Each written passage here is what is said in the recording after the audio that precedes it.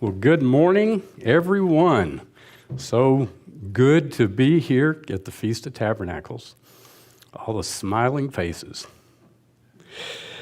When I first started keeping the feast, almost every feast started with the question, why are we here?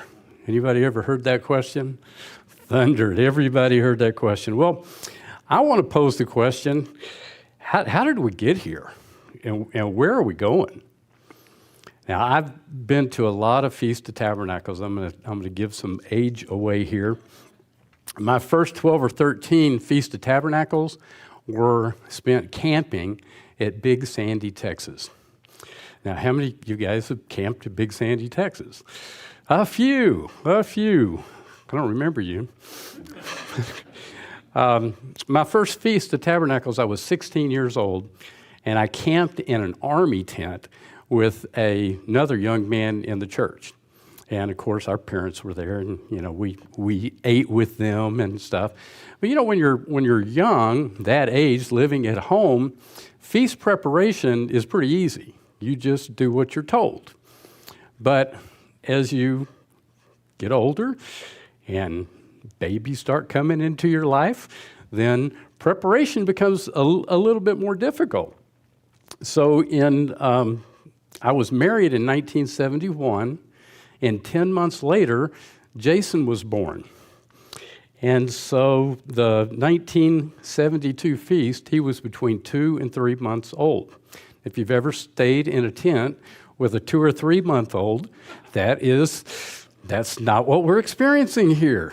It's a little different. A year later, Kelly was born. And so that year I had a 1-year-old and a 3 month old at the feast, staying in a tent. Campfire, Coleman lanterns, all that stuff. Pretty interesting. In 1974, Jason was 2 and mobile. And so we're in the piney woods with 8,000 campers, and my 2-year-old wanders off. So what do? 3 lots this way, 3 lots that way. Well, how'd we find him? We found him. And we found him. It took about an hour and a half. But you went to your captain of 10, who went to the captain of 50, who went to the captain of 100, who went to the captain of 1,000, and the word goes out. And then you find your baby boy. And a little shamefaced, how did you let your 2-year-old... Unless you've had 2-year-olds, then they can go fast. Preparing for the feast. Boy, even preparing for this feast, here I'm giving a sermon on preparation, and I forgot my cufflinks. I forgot my ties. I was catching a ride from the office to the airport, and I wanted my Bible that was on my office desk because it had bigger print, but I forgot to get it. So I need more practice preparing for the feast. But back then, preparing for a camp out, now Big Sandy and Dallas is about 120 miles from each other, but 120 miles was a long ways for us. So the first thing we did with our second tithe every year is we bought a set of retreads to go on the car so that we could make that 120-mile journey. And then we would pack up our rusted-out hood Ford Fairlane with all the camping gear and throw the kids in, and off we went. Tents, tarps, carpets, chairs, lanterns, pump-up lanterns, Coleman stove, pump-up Coleman stove, sleeping bags, clothes for cold, clothes for wet, clothes for dry, clothes for warm. It was a lot of work. We learned to use checklists, and we learned to prepare. It required a lot of planning and a lot of execution on the plan. Money was in short supply. I was a conscientious objector. I was on the 1W program, so I was working for the city of Dallas as a garbage man. I made a whopping $83 a week. 2 small kids, So our second tithe was just south of $1,000, and that's after I worked part-time selling cookware, all right? But I share that because it was some of the best feast that you can imagine. 8,000 people in the Piney Woods, another 3 or 4 in Lake Loma campgrounds. We're in a gigantic tabernacle, which is a fancy word for a metal building with an asphalt floor and no air conditioning. If you've ever been there, you were there. I wasn't in Big Sandy when they had the big tent or when they met at the Redwood. That was before my time. But getting ready for the feast, we even had work parties before the feast where we would go up there and clear the campgrounds, chop down little trees and get ready for the feast. A lot of service opportunities. You had the captain system where you had the opportunity to serve. They had security detail every night, so it was running 2-hour shifts where 2 guys would, with their little flashlights, go up and down the streets, making sure everybody was safe and secure. Restroom cleaning detail. Boy, when you got 12,000 people using bathhouses, they can get trashed pretty quick. So, everybody got to serve. Everybody got to do some work. If the rains came in Big Sandy, tents would fall down, rain would go under the tents, everybody's stuff would get wet. And so there was opportunities to help, keep the trenches flowing and everything, and to serve. Because, when you have somebody that's in need, all their stuff sopping wet, then everybody else just pitches in. And, it was like a big family.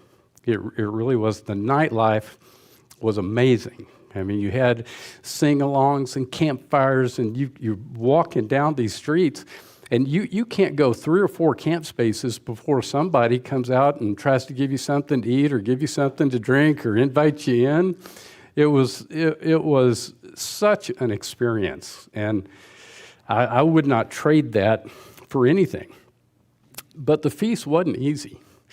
It was a lot of work, but it was very, very fulfilling.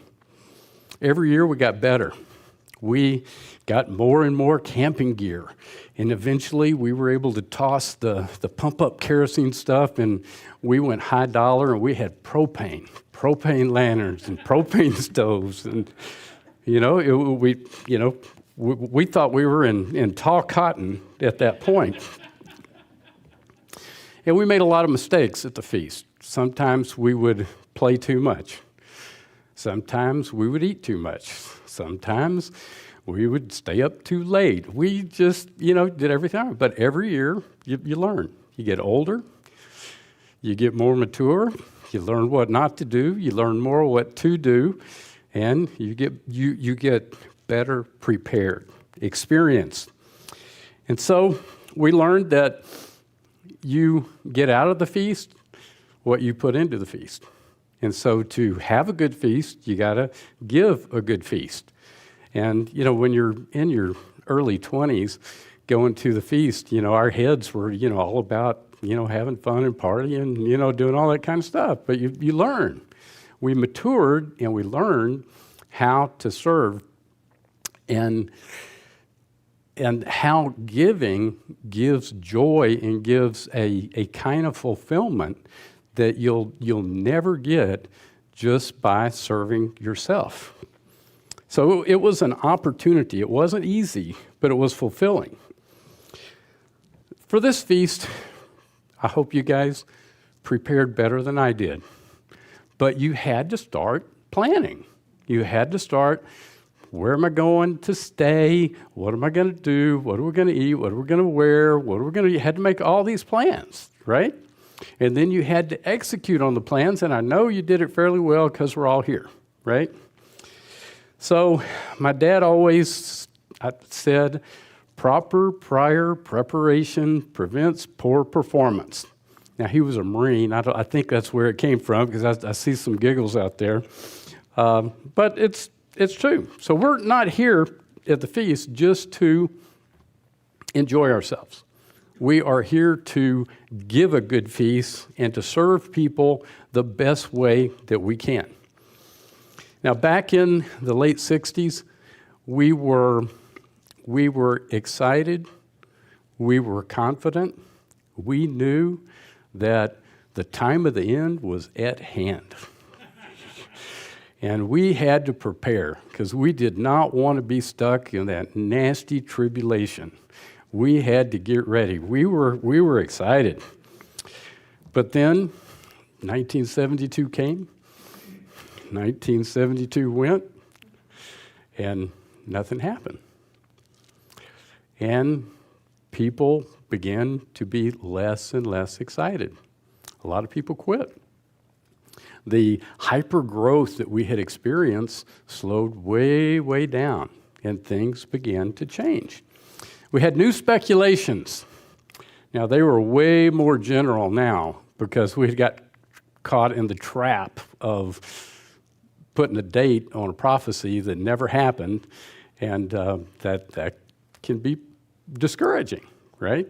And that's kind of what happened. A lot of people left. The church started to fracture, one split after another. Now, 30 years later, how many people have passed through the churches of God? And how many are left? How many quit? How many just gave up for one reason or another? How many are left and looking forward? Where's that zeal, that excitement that we had when we were outrunning the tribulation, right? How many AC grads? You know, we put AC grads up on a big pedestal. Man, they knew everything, could teach us everything. But now you look at how many people graduated from AC that just tossed in the hat. You know, they're done. I want to talk about Navy SEAL training. Navy SEALs have a thing called ringing the bell. That's where the title of the sermon came from. Will you ring the bell? Now, in Navy SEAL training, there's a lot of guys sign up for Navy SEAL training that don't even get started. As a matter of fact, they have a pre-conditioning camp, and only 79% of the people that make it, that started that first preliminary part of the training, only 79% of the people make it to where they can sign their recruiting papers. So a lot of them, 21%, are gone before they even get started. So after they sign their enlistment papers, they have to graduate. Those that graduate recruit training. 50% of the ones left graduate recruit training, and that leaves 45% of the ones that started. Those that complete SEAL pre-indoctrination, 90% of the ones left complete that, which means only 41% of those that started. And then it gets fun. They go into BUDS training, basic underwater demolition. 33%, 2/3 of the people wash out at BUDS training. Only 11% are left. Now I want to give you an idea of BUDS training. The last week is called Hell Week, and they put people through some pressure. Instead of describing it, I just want to read this to you. It says, Hell Week is the defining event of BUDS training. It's held early on. In the third week of the first phase, before the Navy makes an expensive investment in SEAL operational training. Hell Week consists of 5.5 days of cold, wet, brutally difficult operational training on fewer than 4 hours of sleep. Hell Week tests physical endurance, mental toughness, pain and cold tolerance, teamwork, attitude, and your ability to perform work under high physical and mental stress and sleep deprivation. Above all, it tests determination and desire. On average, only 25% of SEAL candidates make it through Hell Week, It's the toughest training, the U.S. military. It is often the greatest achievements of their lives. Over the years, this is important, research has been done to determine a common trait in those individuals who make it through Hell Week. But there's no definitive answer. It's not necessarily the largest, it's not necessarily the strongest, it's not the fastest swimmers, but those with a burning desire to be SEALs. The instructors have observed the only one true predictor of which candidates are ultimately succeed are those who want it the most. Trainees are constantly in motion, swimming, paddling, carrying boats on their heads, doing log PT, sit-ups, push-ups, rolling in the sand, slogging through the mud, paddling boats, and doing surf passage. Being still can be just as challenging when you're standing interminably in formation, soaking wet on the beach or up to your waist in the water, with the cold ocean, wind cutting through you. Mud covers uniforms, hands, faces, everything but the eyes. The sand chafes the raw skin. The salt water makes cuts, burns. Students perform evolutions that require them to think, lead, make sound decisions, and functionally operate when they're extremely sleep-deprived, approaching hypothermia, and even hallucinating. While trainees get plenty to eat, some are so fatigued they fall asleep in their food. Others fall asleep while paddling boats and have to be pulled out of the water by teammates. Pretty rough stuff. SEAL candidates commonly have the mistaken belief that Hell Week and BUD/S are all about physical strength. Actually, it's as much mental as it is physical. Trainees just decide that they're too cold, it's too sandy, too sore, too tired to go on. It's their minds that give up on them, not their bodies. While instructors could get anyone to quit if they wanted to, that's not what they're after. They apply great physical and mental stress, sow the seeds of doubt, and give tempting invitations for trainees to quit. But it's up to the individual student to either turn it into increased resolve or decide on his own to quit. The majority of the students who make it through Hell Week go on to graduate BUD/S and become SEALs, having survived that severe trial. They feel literally unstoppable. So their instructors are playing with their minds. They're planting doubts. They're talking to that inner self. Quit. Ring the bell. They make it honorable. Just quit. Just ring the bell. Have some coffee. Have some donuts. Watch your class continue to suffer. Just ring the bell. You know you want to. You know you want to quit. You know you're hurting. Just ring the bell.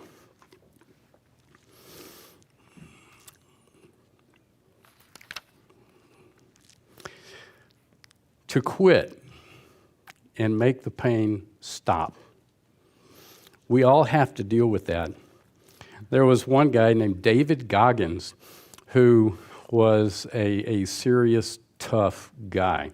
He went through Hell Week 3 times in a row. He wouldn't quit. They didn't graduate him, but he wouldn't quit. 3 weeks of that. So after initial training, something interesting happens. They start a 24-month cycle. 18 months of additional training, 6 months of deployment. They do that 24-month cycle all the time they're a Navy SEAL. 18 months of training, 6 months of deployments. 18 months of training, 6 months of deployment. So they never, ever stop training.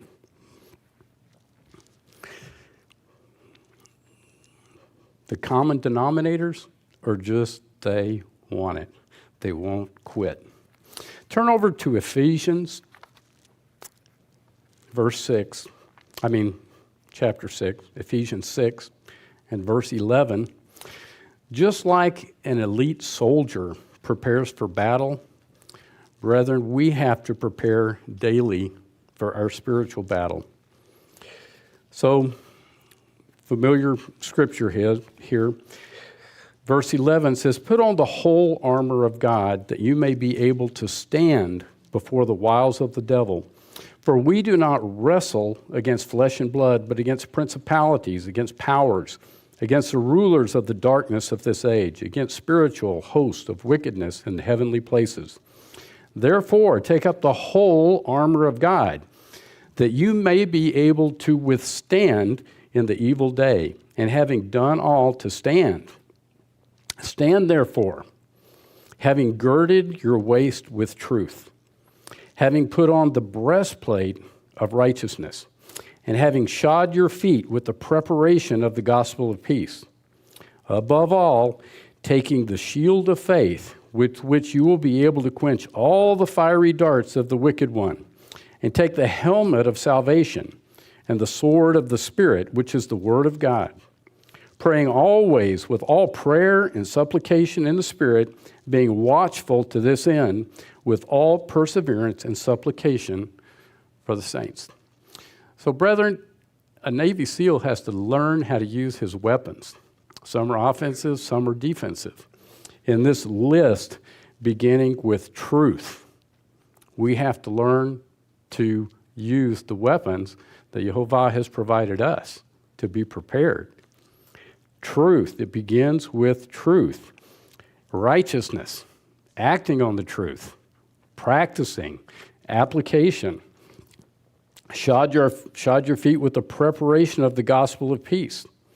Taking the shield of faith. If we don't believe we can make it, we're not going to make it. If we don't believe that Jehovah will fight our battles, if we don't believe that he's going to give us the strength, we will ring the bell. We have to have the faith. The helmet of salvation. You know, we're saved. As long as we're in motion, as long as we're making progress, as long as we believe, we're saved. And the sword of the Spirit, which is the Word of God. Let's turn over to 1 Corinthians and verse 9.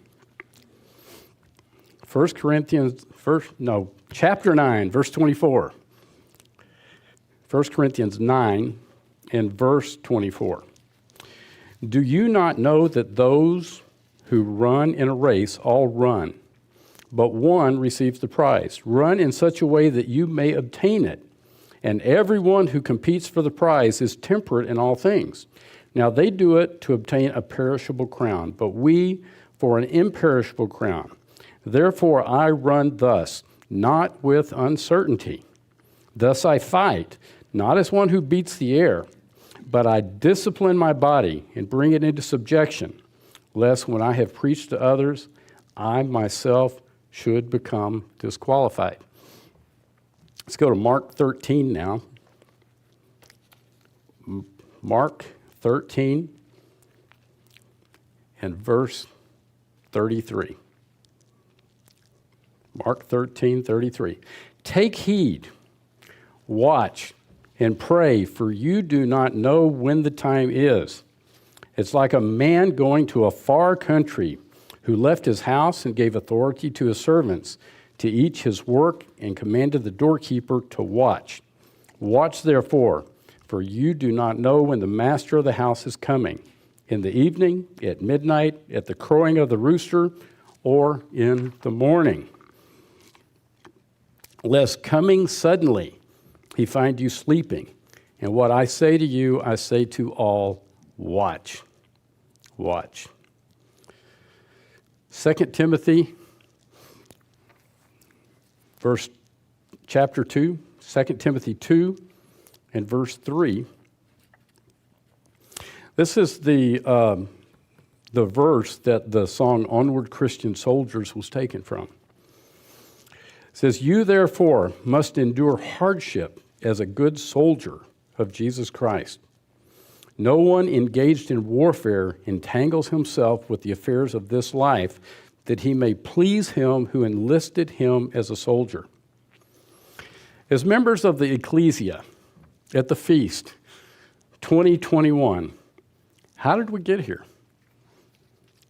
How did we come to be part of the ecclesia? Well, brethren, we got recruited. That's how it all started. We got recruited. Turn to John chapter 6 and verse 41 John 6:41 says, the Jews then complained about him because he said, I am the bread which came down from heaven. And they said, is not this Jesus, the son of Joseph, whose father and mother we know?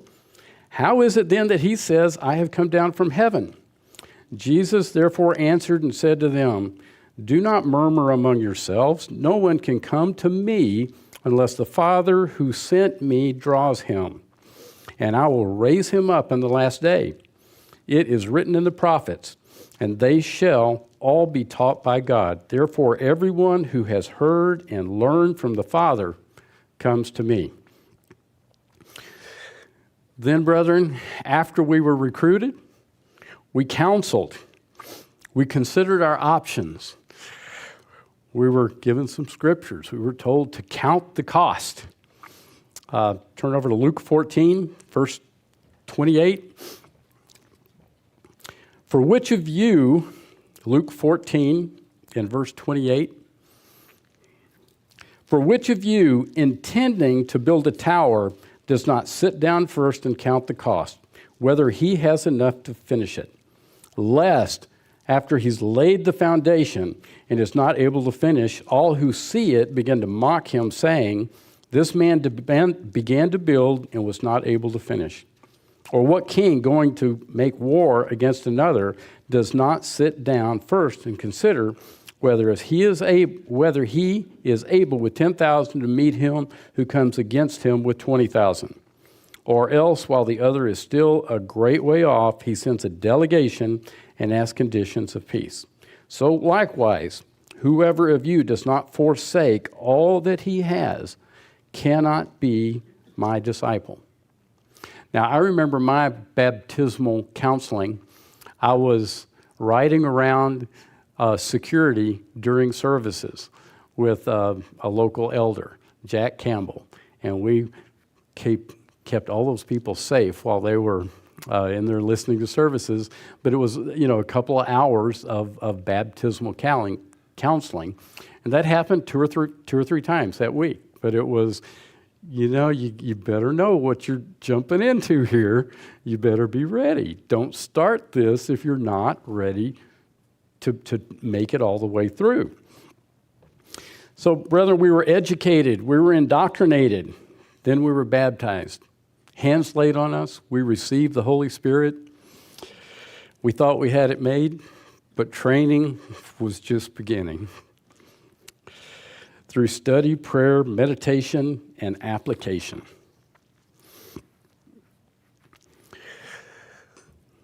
Turn over to 1 Samuel 16. We all started with different backgrounds. Some appeared to have more advantages than others.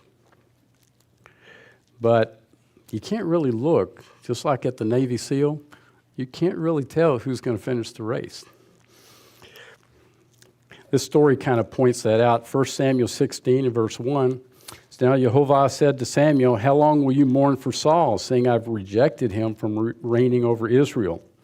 Fill your horn with oil and go. I'm sending you to Jesse the Bethlehemite, for I have provided myself a king among his sons. And Samuel said, how can I go? If Saul hears it, he'll kill me. But Jehovah said, take a heifer with you and say, I've come to sacrifice to Jehovah. Then invite Jesse to the sacrifice, and I'll show you what you shall do. You shall anoint for me the one I name to you. So Samuel did what Jehovah said. He went to Bethlehem, and the elders of the town trembled at his coming and said, do you come in peace? And he said, peaceably. I've come to sacrifice to Jehovah. Sanctify yourselves and come with me to the sacrifice. Then he consecrated Jesse and his sons, invited them to the sacrifice.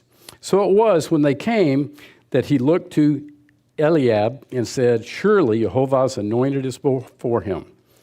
But Jehovah said, do not look at his appearance or his physical stature, because I have refused him. For Jehovah does not see as man sees, for man looks at the outward appearance, but Jehovah looks at the heart. So Jesse called Abinadab and made him pass before Samuel. neither has Jehovah chosen this one. And Jesse made Shammah pass by. He said, neither has Jehovah chosen this one. Thus Jesse made 7 of his sons pass before Samuel. And Samuel said to Jesse, Jehovah has not chosen these. Samuel said to Jesse, are all the young men here? And he said, there remains yet the youngest, and there he is, keeping the sheep. And Samuel said to Jesse, send him and bring him, for he will not sit down till he comes here. So he sent and brought him in, and now he was ruddy, with bright eyes and good looking. And Jehovah said, arise, anoint him, for this is the one. Then Samuel took the horn of oil and anointed him in the midst of his brothers.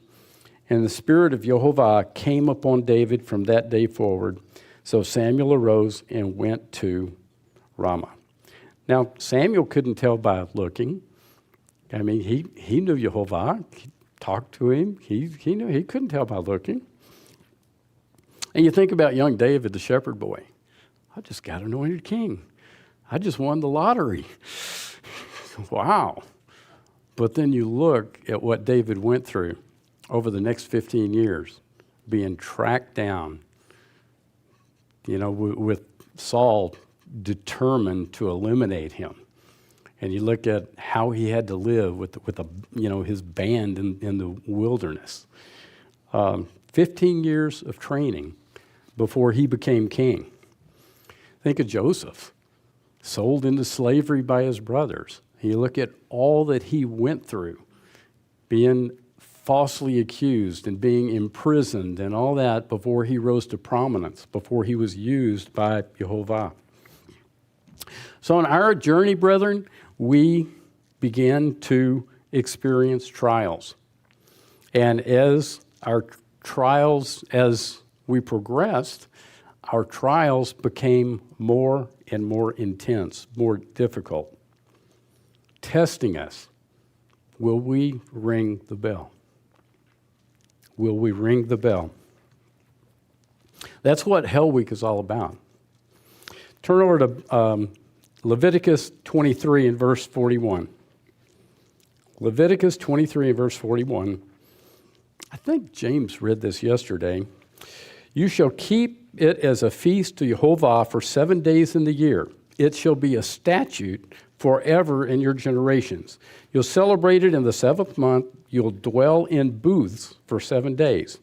All who are native Israelites shall dwell in booths, that your generations may know that I made the children of Israel dwell in booths when I brought them out of the land of Egypt.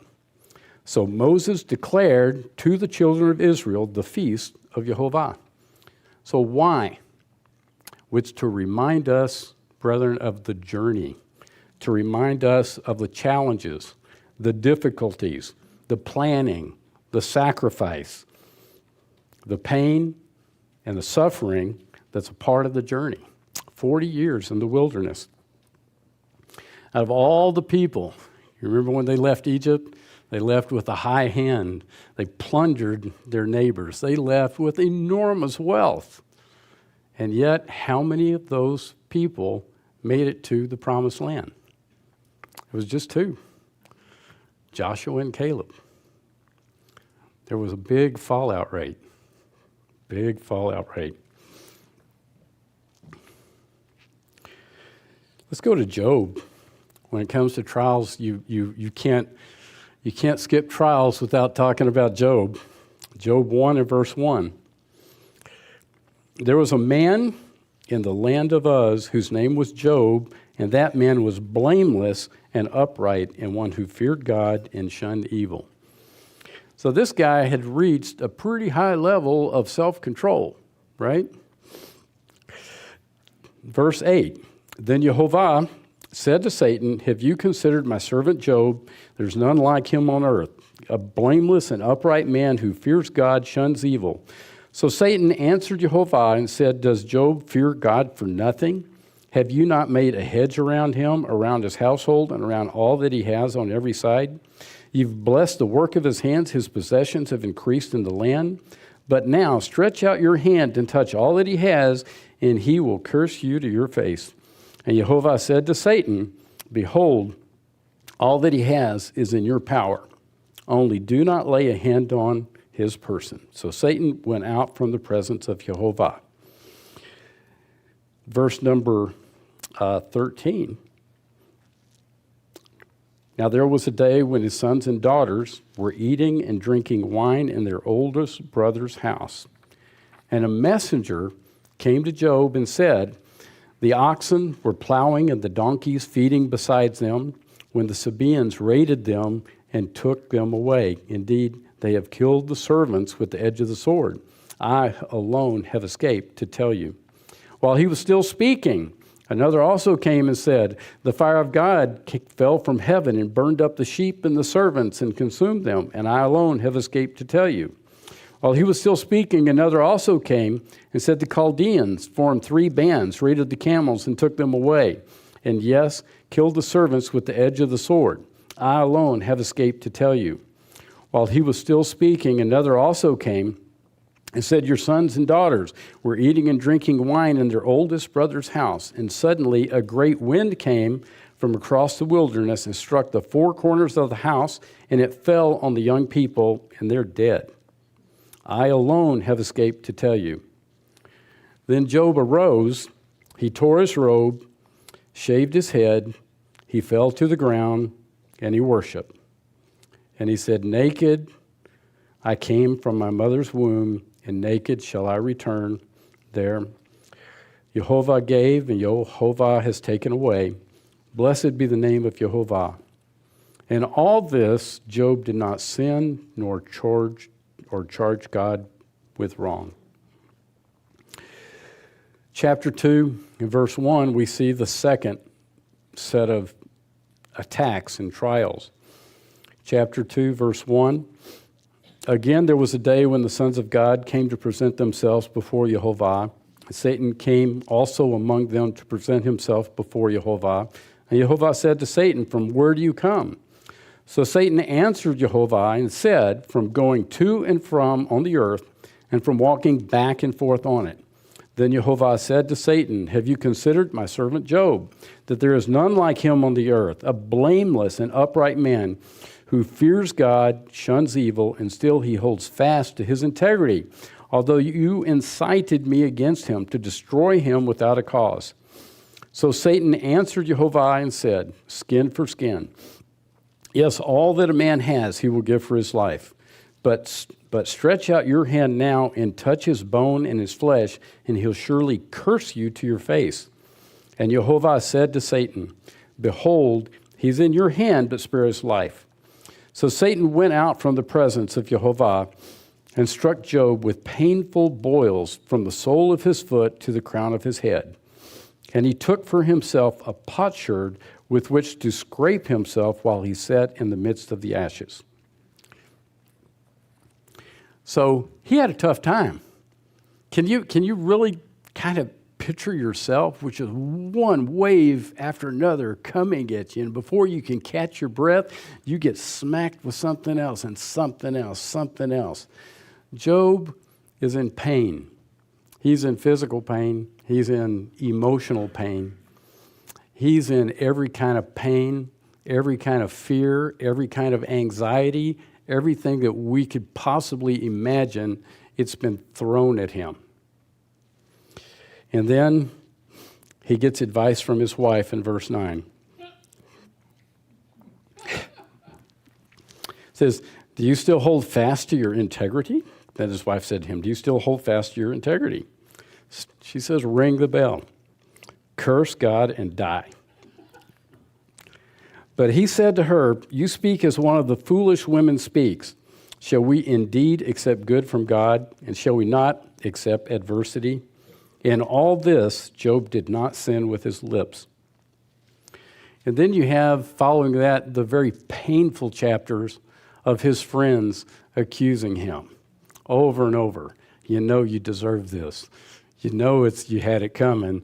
You know you've got hidden sin, and just, he's suffering from fatigue, sleep deprivation. I think of the Navy SEALs operating on 3.5 hours of sleep a night, and then physically moving all the time, until they're hallucinating and falling asleep in their plate.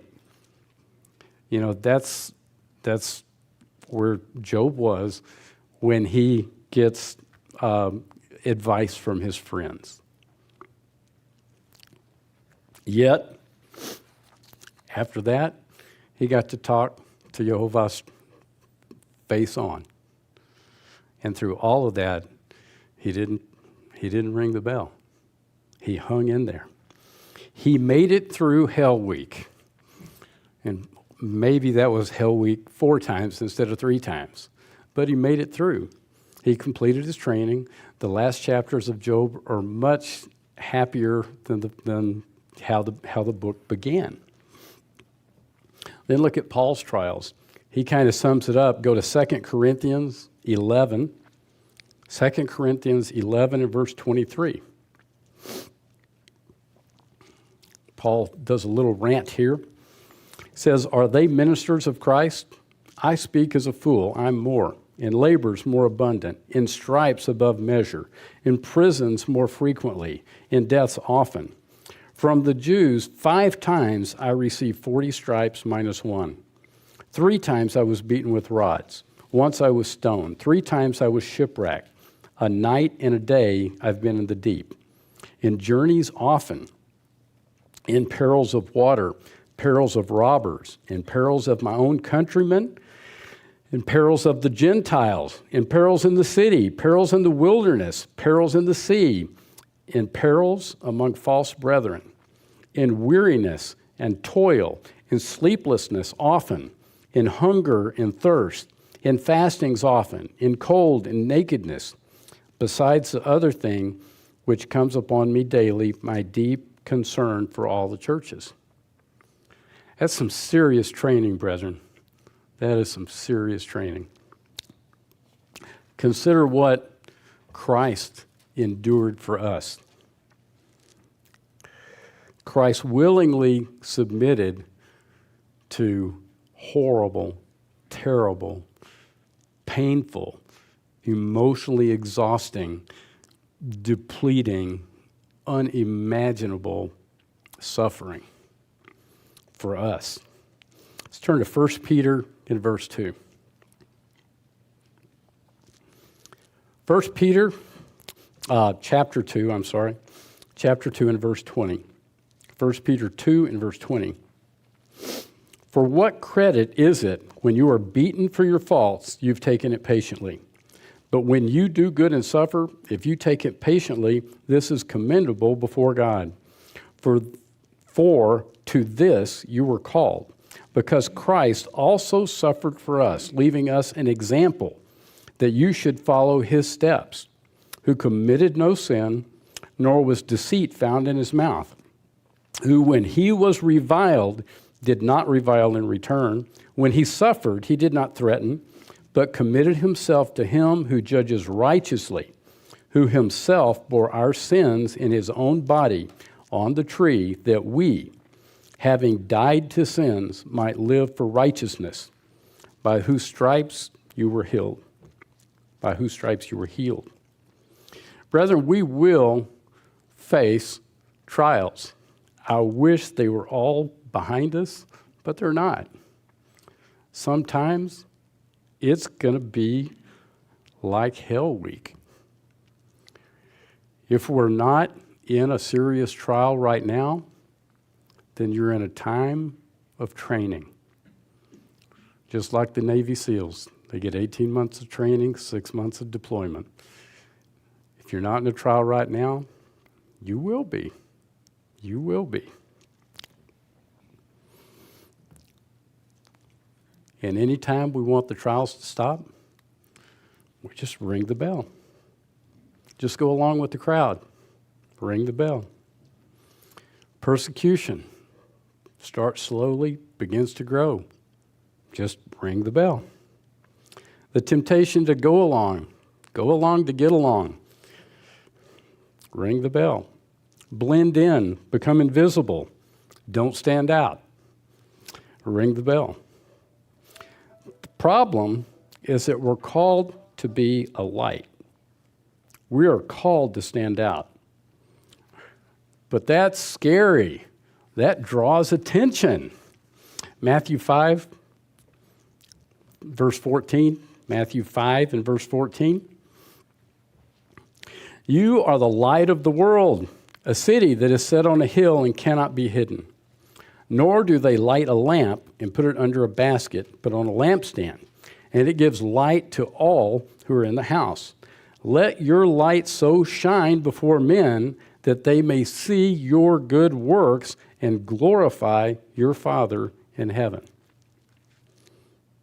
So, brethren, we have to ask ourselves, what's our weakness? Where are we vulnerable? The Navy SEALs train with that question. Where are we vulnerable? What's a threat? What do I need to learn? What do I need to do? I got a little flat spot in the road. It's smooth, but it's not going to stay smooth forever. I need to prepare. What do I need to prepare for? What's ahead? I want to tell you a story. When I was 14, 15 years old, I had an uncle that lived in Happy, Texas. And I got to go out and spend the summers out in Happy, Texas. I found out Toby lives not too far away from Happy, Texas. So, but he was a rodeo guy. And so when I got out there to spend the summers, I got to learn how to rope. Started out learning how to rope a 5-gallon bucket. And then I graduated to a fence post. And then he had a bunch of goats that you use goats to train horses and to practice your roping skills, because goats are a lot faster than calves. And so I learned how to. I was a real live goat roper. I've ran around and roping goats for practice. But all those skills, all those rodeo skills, they're developed from a time in the past when you herded cows and you had to go through the process. Now I've always I was thinking about this one time talking to James and at his house and just thinking about that poor calf. He's born into the world and he's all happy. He's got his mama's milk and he's just, hanging out with the herd and everything's good. And then one day, this cowboy on a cutting horse moves him off from the herd. He tries to get around him, and the horse is fast. He goes this way, goes this way. So the cow just takes off, running. And so then all of a sudden, he's got a rope around his neck. And he's slammed to the ground. Cowboy jumps off, and he picks him up, slams him down, wraps up his legs, and then here comes a guy with a hot branding iron. And sometimes in the process, he gets to experience a gender change. His life's never, ever going to be the same. He just wanted to hang out with the herd. That's all he wanted. Now, you think about that, we also, as people, we crave a connection with other people. We want to be part of the herd. But we're not cut out of the herd like a cowboy with a cutting horse. We have to willingly leave the herd, sometimes painfully, but we have to choose to leave. A lot of people make the wrong choice. When Worldwide gave up all of God's laws, a lot of people just couldn't give up the herd. They'd rather stay with the herd than leave. A lot of people left over God of the Old Testament. They admitted what the truth was. They understood it completely, but just decided that the herd was more important than the truth.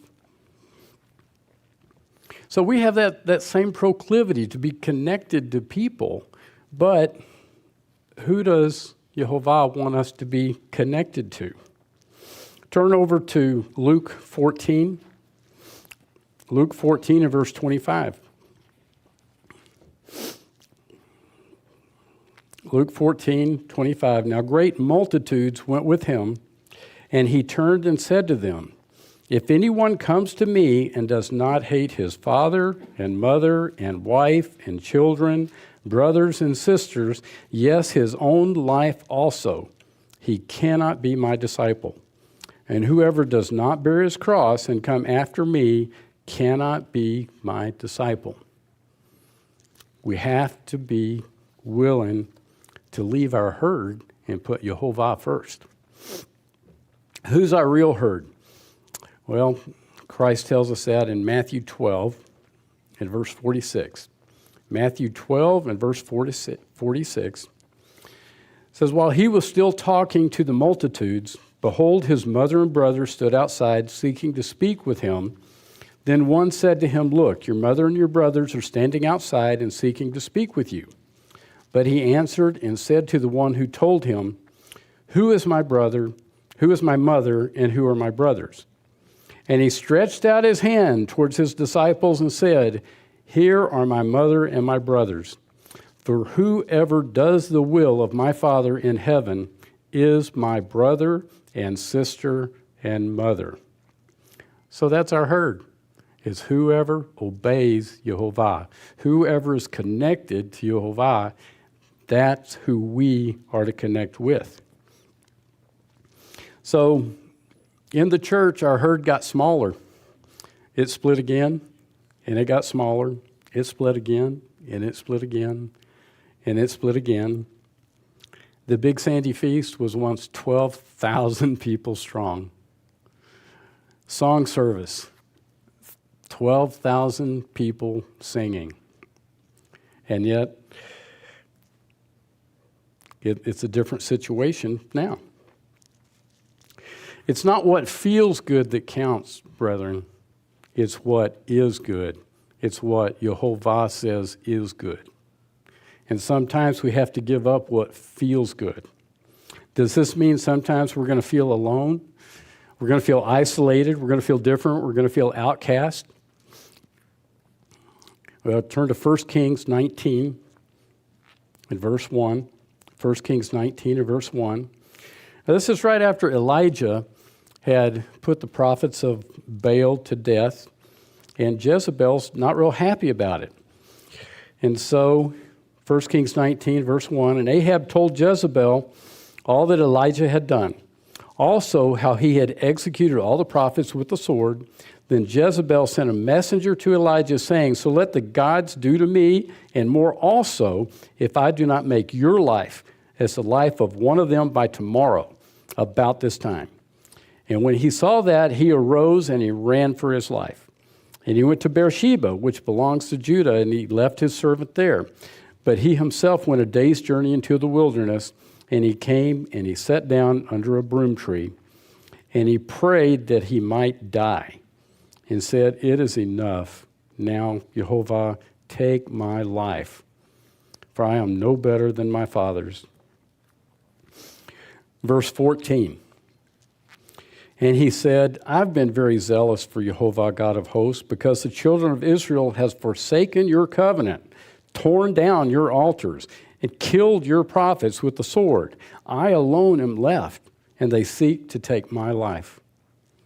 Then Jehovah said to him, go, return on your way to the wilderness of Damascus, and when you arrive, had some work for him to do. Anoint Hazael king over Syria. Also you shall anoint Jehu the son of Nimshi, king over Israel, and Elisha the son of Shaphat of Abel Maholah. You shall anoint as prophet in your place. It shall be that whoever escapes the sword of Hazael, Jehu will kill, and whoever escapes the sword of Jehu, Elijah will kill. Yet I have reserved 7,000 in Israel, all whose knees have not bowed to Baal, and every mouth that has not kissed him. And on top of all that, then we have to love our enemies as ourselves. Matthew 5, brethren. Matthew 5 and verse 43. You've heard that it was said, you shall love your neighbor and hate your enemy. But I say to you, love your enemies. Bless those who curse you. Do good to those who hate you. And pray for those who spitefully use you and persecute you, that you may be sons of your Father in heaven. For he makes his sun rise on the evil and on the good, and sends rain on the just and on the unjust. Brethren, training isn't always easy. Sometimes it's like going through Hell Week. It's all we can do to hold on. And yet, we're guaranteed the strength. We are guaranteed the strength to get through. The common denominators of those who endure, well, God looks on the heart. It's those that want it. It's those that just want it. No matter what happens, they won't ring the bell. Matthew 22:14, real quick, just as many are called, few are chosen. Look at the attrition rate. Matthew 7:13, enter by the narrow gate. These are scriptures that have already been read. For wide is the gate and broad is the way that leads to destruction. There are many who go in by it. Because narrow is the gate and difficult is the way which leads to life, there are few who find it. Of all the people that sign up for Navy SEAL training, 9.5% become Navy SEALs. Over 90% fall out. Over 90%. Most people will take the easy path. But brethren, that is not the journey that we are called to. It is not the easy path. What's in it for us if we hang in there? What is in it for us if we refuse to ring the bell? If we just keep making progress? Turn over to 1 John 3. 1 John 3 and verse 1. Behold, what manner of love the Father has bestowed on us, that we should be called children of God. Therefore, the world does not know us, because it did not know him. Beloved, we are children of God, and it has not yet been revealed what we shall be. But we know that when he's revealed, we shall be like him, for we shall see him as he is. And everyone who has this hope in him purifies himself as he is pure. Romans 8 and verse 12. Romans 8 and verse 12. Therefore, brethren, we are debtors, not to the flesh, to live according to the flesh. For if you live according to the flesh, you'll die. But if by the Spirit you put to death the deeds of the body, you will live. For as many as are led by the Spirit of God, these are the sons of God. For you did not receive the spirit of bondage again to fear, but you received the Spirit of adoption, by whom we cry out, Abba, Father. The Spirit bears witness with our spirit that we are children of God. And if children, then heirs, heirs of God, and joint heirs with Christ, if indeed we suffer with him, that we may also be glorified together. For I consider that the sufferings of this present time are not worthy to be compared with the glory which shall be revealed in us. For the earnest expectation of the creation eagerly awaits for the revealing of the sons of God. But if we hope for what we do not see, we eagerly wait for it with perseverance. Will you ring the bell? Will I ring the bell? We will be tried. We will be tested. We will be sifted. We will be trained. This calling is for the elite. Whatever our weaknesses are, they will be exploited. They will be tested. That's where the adversary will attack us. We will be refined. We will be transformed. James 1, verse 2, real familiar scripture. I always got a giggle out of this one. My brethren, count it all joy when you fall into various trials, knowing that the testing of your faith produces patience.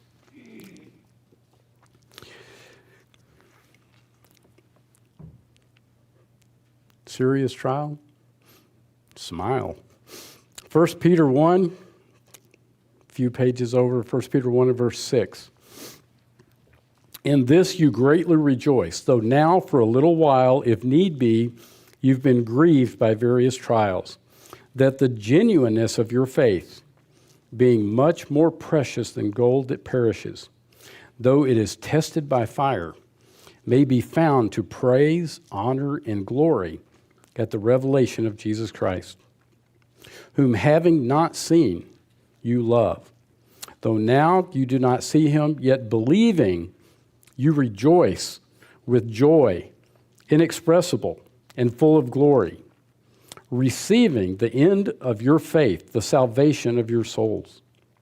Therefore, gird up the loins of your mind, be sober, and rest your hope fully upon the grace that is to be brought to you at the revelation of Jesus Christ.